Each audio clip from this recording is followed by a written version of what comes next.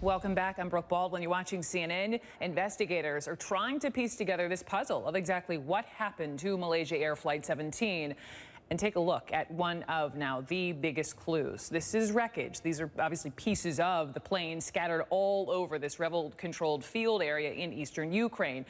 These photos of the debris support the idea that the airliner was taken down by a missile. And all these tiny holes, that could come from shrapnel, possibly from a warhead designed to detonate and splinter into deadly fragments near this plane. Some answers could, of course, also come from the black boxes here. Investigators finally have them. But who can say what really happened to them since the plane went down Thursday? Reid Foster joins me live from London. He is a defense analyst with IHS Janes and has analyzed these photos. And so, Reid, first of all, welcome. And if we can, let's put the pictures back up on the screen, because from all the analysis I've read of yours, let's begin with just the small holes. I mean, can you more or less confirm that that must be shrapnel? Well, it is consistent with a fragmentation warhead. These warheads are designed to detonate and create as many fragments, obviously, in the vicinity of the aircraft as possible.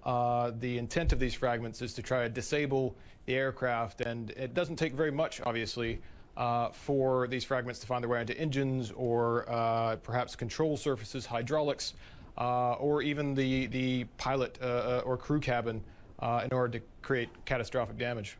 So just to fully understand, as I'm horrifically picturing this plane, you know, cruising along at 33,000 feet in the air, a missile of this nature, it's not like it has a direct hit on the plane, but rather explodes near it, perhaps beneath it, like a shotgun, as you point out, instead of a rifle.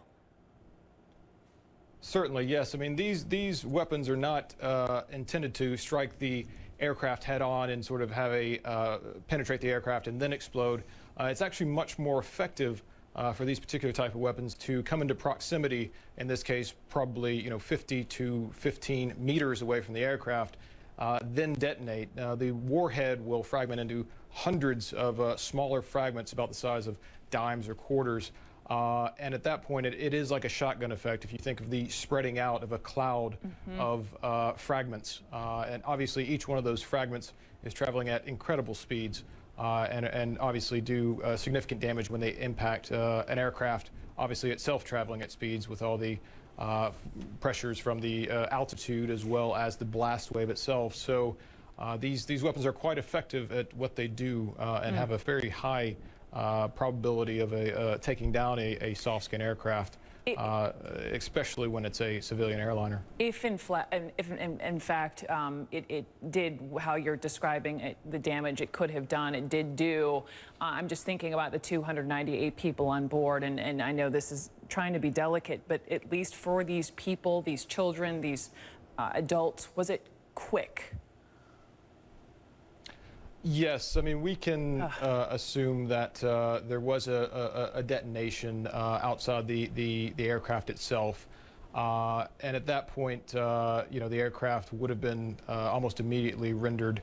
The flight profile would have deteriorated to such a degree that it would have very rapidly started losing altitude at that point.